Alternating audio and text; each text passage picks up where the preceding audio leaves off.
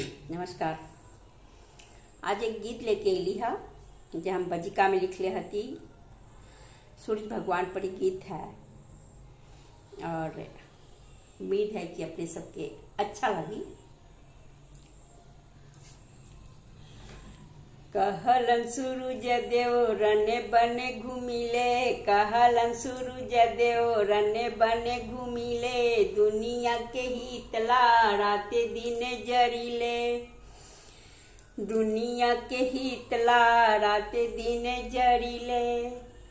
कहलन सूरज देव रने बने घूमिले, कहलन सूरज देव रने बने घूमिले, दुनिया के हितला रात दिन जरिले, दुनिया के हितला रात दिन जरिले।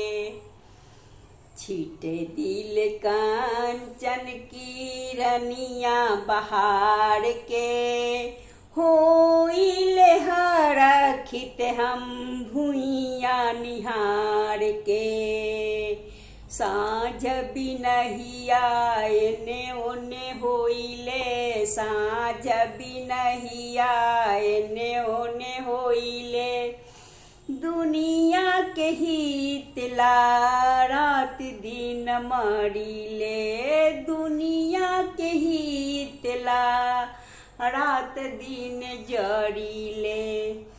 केहू सनेसा भेजले बदरा के, अरे घा चढ़ावे केहू जोड़ा हमरा के, अरे घा चढ़ावे केहू जोड़ा हमरा के।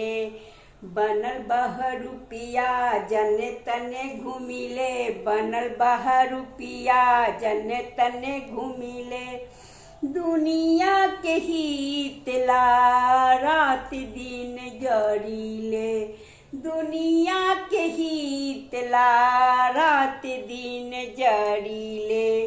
करिले बदरवा से हम गल बहिया, करिले बदरवा से जब गल बहिया, तब जाके करे उ तनिका सछहिया, तब जाके कर ले उ तनिका सछहिया।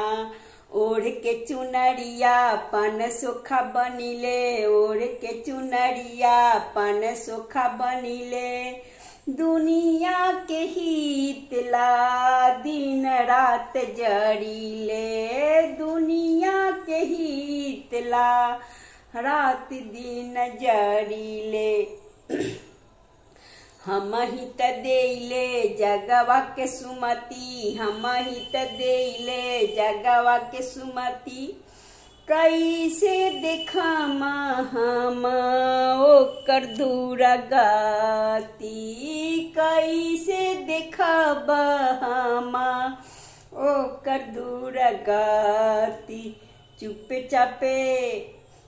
चापे करनी तोहर हम देखिले, दुमे चुपे चापे करनी तोहर हम देखिले, दुनिया के हितला रात दिन जरिले, दुनिया के हितला रात दिन जरिले।